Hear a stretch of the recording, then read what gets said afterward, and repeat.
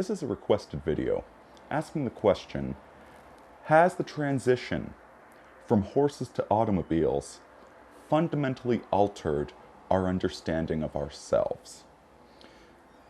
Now, I think there's actually quite a bit in this question. I think this really speaks to some of the transitions that we've been going through over the past couple centuries. But I think the question doesn't fully capture what's going on here. I think it's more than just horses to automobiles. But let's start with that question, explore what it's really asking, and let me tell you why I disagree with it. I would say that no, the simple answer is no, the transition from horses to automobiles hasn't really changed us, but we have really changed for reasons I'll get into shortly. Now, the question is addressing the fact that with a horse, you have a living, breathing animal with a personality, with moods that you need to understand. To be a good horse rider, you have to be able to assert dominance over that creature. You need to understand that creature. Whereas a car is just a system of pulleys and levers with some sort of gasoline operation going on in the middle, and anybody can just drive the car. You just drive the way you're supposed to drive, and you don't have to intrinsically understand the machine. And now this is where I disagree. Now, I understand where the question's coming from, because certainly horses do, on the surface, seem to have much more personality than cars.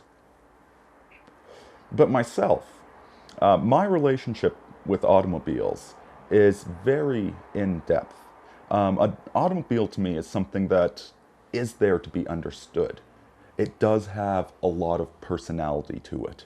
It does have a lot of mastery needed over it. You need to be a good driver. You need to really understand how the entire vehicle works. You can't just jump in and drive. You need to actually understand the machine. You need to be able to fix it. You need to be the author of the vehicle as much as possible. And I think the issue is that most people, these days, it is so cheap to buy a car and get a whole service package going with it, or even just to lease it for a couple of years and then upgrade to a new vehicle, that most people do not understand their cars. I was recently told by somebody as I was driving across the country in a vehicle that's 20 years old that that was insane, that they'd never do something like that. What if it breaks down? And my response was, well, I'll fix it. If it breaks down, I'll fix the thing. And I know the vehicle very intimately. I'm familiar with the model. I know what I'm looking for and know what I'm listening to. As I drive, it's just constant tactile sensation. And I'm listening to every part of the engine, listening to anything that's slightly out of whack, because I feel that car. It's not alive, but it is a complex system that is comprehensible, that you can listen to. And I think what's happened is that most people that drive are very out of touch with what's going on with their vehicles. And to a certain extent, I think this is cars made in the past 10 years or so. They really isolate you from the road. They're completely soundproof. There's very little sensation coming through either the steering wheel or the gas pedal to tell you what the traction quality is of the road that you're driving on, or how well the clutch is holding on to the, to the engine. So I think it's a combination of these two things, that yes, that cars isolate you, and most people don't fix their own vehicles. And quite sadly, modern vehicles have been so completely over-complexified that most people can't fix them. I would be seriously challenged dealing with a new vehicle. But, that we're also looking at this with a modern attitude towards horses. You see, anybody that rides a horse nowadays is going to turn that into a skill. It's a major hobby of theirs. People don't ride horses for practical reasons. They ride them because they love horses. And I suspect it was probably quite a bit different 100 years ago. 100 years ago, you wouldn't have to know everything about your horse. And I'm not talking about like you go to the breeder or you go to the veterinarian to figure out all the details, because, I mean, even me, I consult professional mechanics. They know more than I do. No, but I'm saying that 100 years ago, 200 years ago, you could go and buy a top quality horse and somebody else would take care of it for you. It's already been broken, it's already been trained. It's like one of those fancy cars that you don't even have to think about. So there's really not that much difference between the two of them. Yes, one is biological and requires a bit more personality, but ultimately, with both cars and horses, we're talking about whether you make the conscious decision to master this creature or this machine, or if you're part of the system. And see, I think that's the real question here. Not about cars and horses, but the system. Are we part of the system, or do we have our humanity? Now let me start by telling you about Newark Airport, because I really think that airports are such a wonderful metaphor for what we've become, what our culture has become, what we as individuals are becoming. Now, Newark Airport is the worst place I've ever been in my life. And I'm just going to tell you one brief little thing about it. But, like most airports, it's got the fake Irish pub and it's got the fake Mexican restaurant. It's got all these facsimiles of real places. You come in, you go through the security pat down, you get on an escalator, you get on one of those treadmills to move you forward. It's just this giant, it's almost like an abattoir in how brilliantly it's designed to get you from A to B and keep you mildly distracted and obedient the entire time. But Newark Airport, out of all airports, really stands out for the inhumanity of it. And and this really sums it up. The men's room in Newark Airport, first of all, there's always a lineup going into the thing. This isn't even the women's washroom, this is the men's washroom, and there's a lineup to get into the bloody place.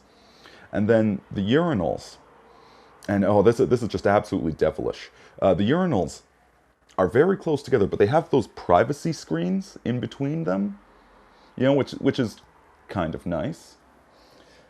But then, at eye level, is a mirror. Not a big mirror. Not a mirror so that you can, look behind you and make sure one of those terrorist rapscallions isn't messing with your luggage. Not a big mirror so you can do that. But a mirror 2 inches high and precisely at eye level, so that you can make eye contact with all the other men urinating next to you. I swear that the Newark Airport was just built as a testament to the architect's hatred of God. But it's an amazing system. It is absolutely dehumanizing how you're clearly just part of the system. You're just another number. You're in the matrix. Go have your bagel, have your coffee. Your artisanal coffee from the fancy coffee shop that's completely generic at the same time. Go have some Mexican food from a fake Mexican restaurant. Go sit in an Irish pub that's not an Irish pub. Just be part of the system. Don't think, and you'll get to your destination eventually. We are turning this entire world into an airport. This was summed up nicely in the film, what is it, World's End, where these Gen Xers go back to their town to try and do a pub crawl, and every pub is exactly the same. Bars and pubs are no longer places you go to, to meet people, to have conversations, to do something. Hey, I haven't done that before. But now they look at this. The owners of these places look at bars like places to turn the tables over. They want to turn the tables as quickly as possible to maximize the profit. And so they've increased the volume of music so people have more difficulty speaking, so that they'll drink more. If you're supposed to, come in, not talk to anybody, eat, drink, and get the hell out of there. Again, we've taken away this humanity. We've created a very efficient system for getting people drunk and for maximizing the bar's profit, but it's killing the humanity of the whole thing. And so I think this is really what the question is about cars, is that these modern vehicles really seem to isolate us from one another, isolate us from the road, isolate us from the machine. I just cannot see people enjoying driving a car these days as much as we did, 50 years ago when we owned the car, when we truly owned it by working on it ourselves. These new ones, it's impossible to work on them and you void the warranty if you do it.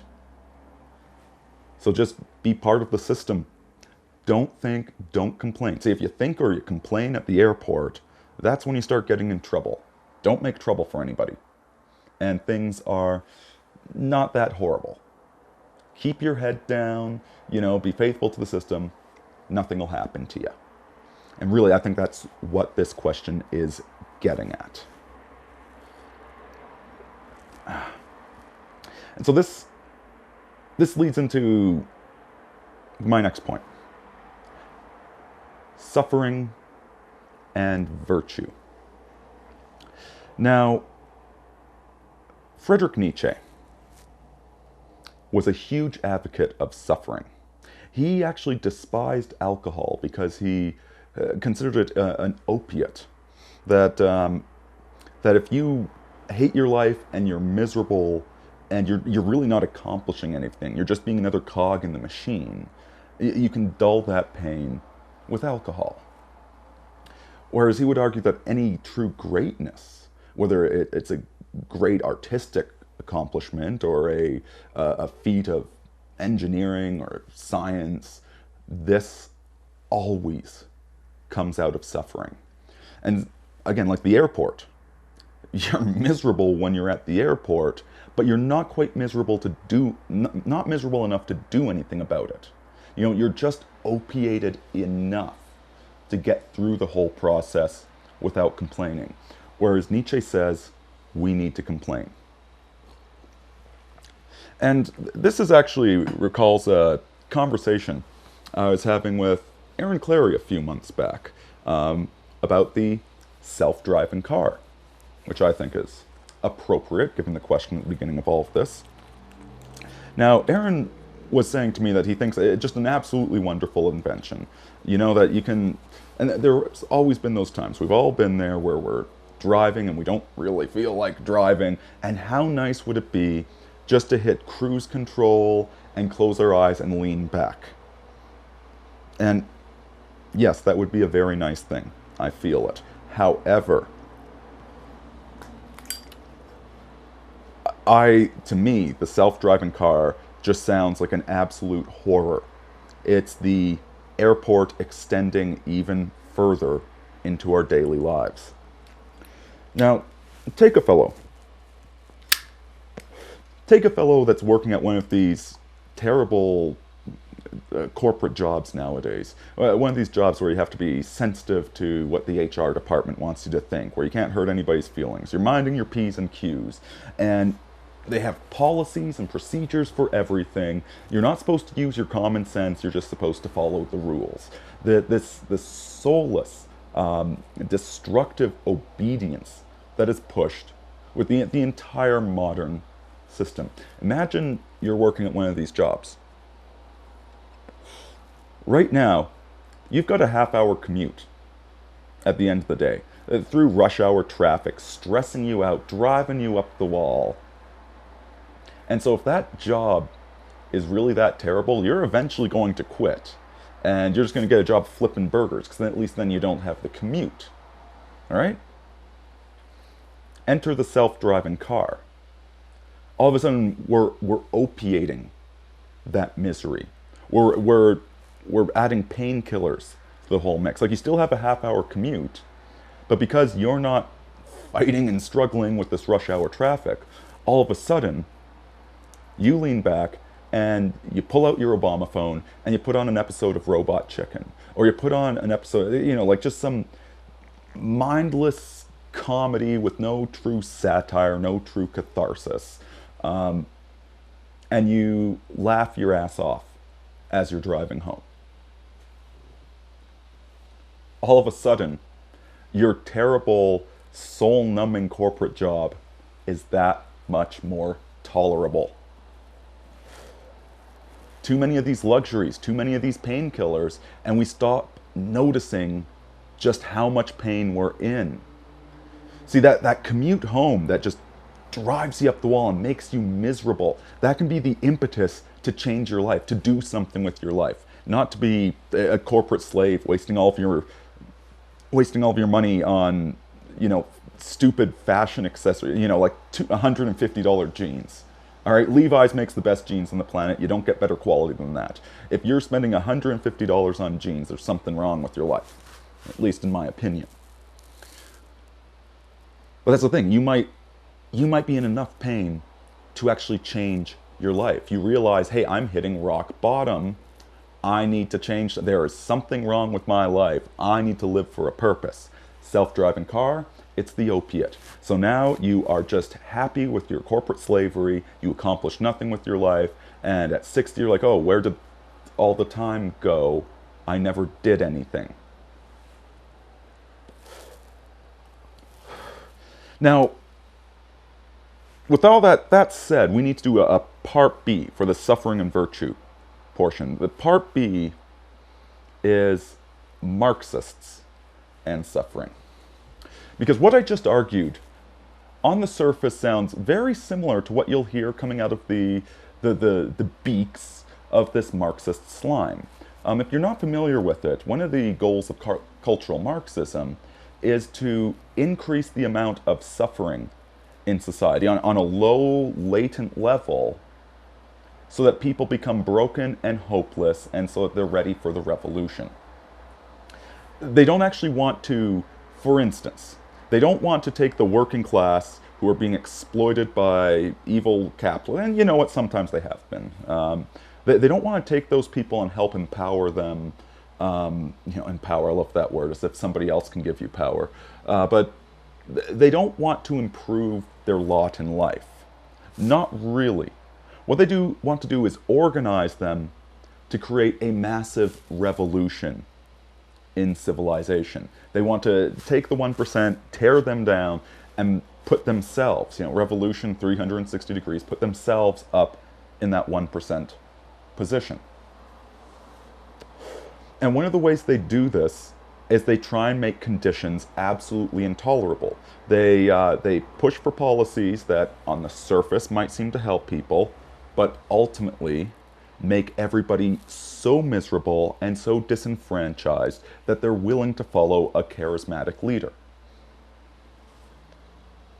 Now, what's the difference between what they're saying and what Nietzsche is saying about greatness coming out of suffering?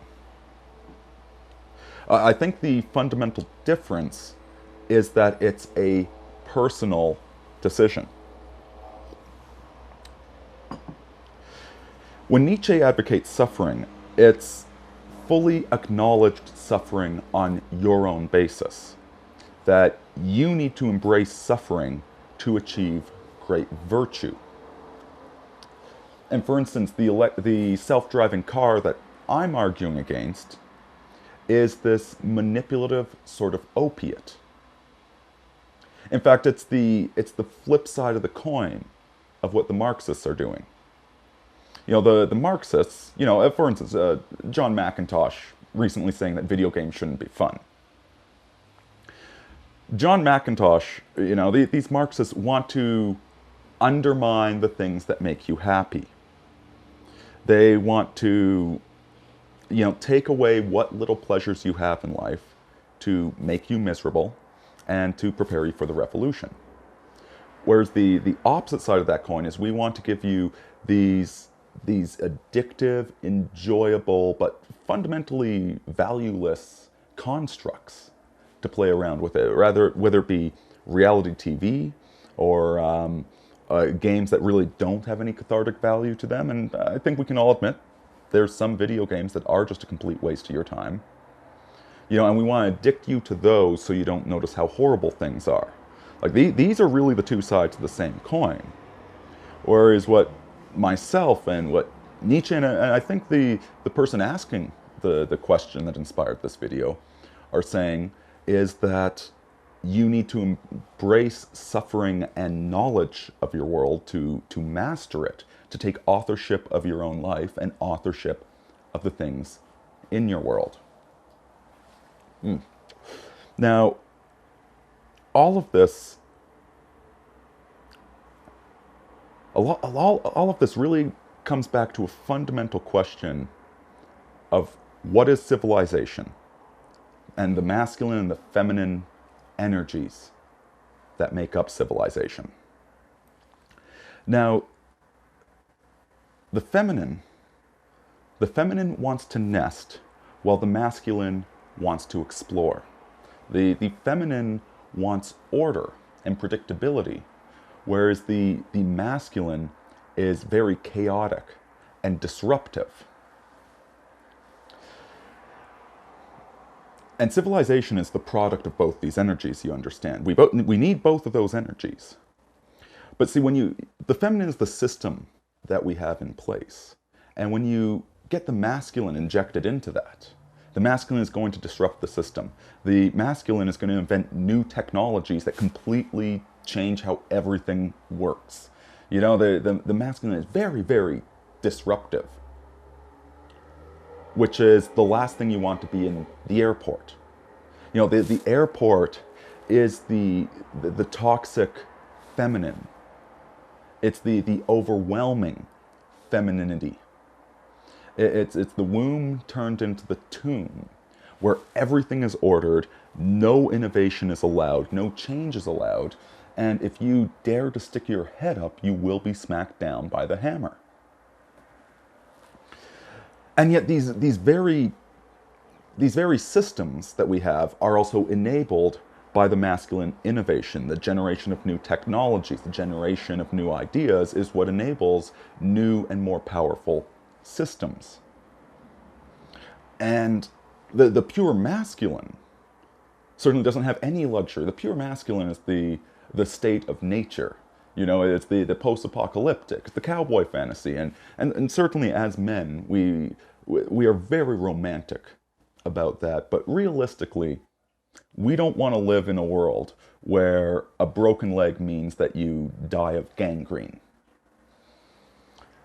Civilization is the synthesis of these two energies, these two drives. And the issue right now, again, it's not the automobiles. It's that we're living in a society, in a civilization where the feminine has become completely dominant. You know, it's even to the point where we're medicating young boys in elementary school because they're acting like boys. Where masculinity, the masculine energy, is itself under attack, and everybody needs to be obedient, everybody needs to get along, everybody needs to follow the system. And I think that's the real question, like what all of this is about, is that, yeah, we have this toxic, cloying femininity dominating our civilization, preventing innovation, and again, womb and tomb. You know, they sound similar for a while. Rather than a society, rather than a system that takes care of individuals so that they can blossom into everything they could potentially become, we have a cloying system that chokes the life out of them, preventing innovation, preventing social advancement, and ultimately being extremely destructive. We have an overbearing mother of a civilization. So the solution to all of this, for what solutions there are, because you can't, fundamentally, you can't change the world. You can only change yourself. You know, you can only serve as an example to others. You can only do your little part. Ultimately, to fight against this dehumanization that the toxic femininity that the system pushes on us, to fight against that, we need to embrace mastery of our immediate environment. We need to not deaden ourselves to pain. You know, if you're going to a job that's so miserable that you have to go home and smoke a joint every single night and watch some stupid, unfunny comedy movie, you know, you need to get off that painkiller. Figure out what's causing you pain, what you don't like about your life, and change that. And meanwhile, everything else in your life, be it your car, your computer, your home, master it. Understand how it works and take authorship of that. You need to be your own author. Take authorship of yourself. Don't just use the painkillers, but also be the author of your environment. Take responsibility.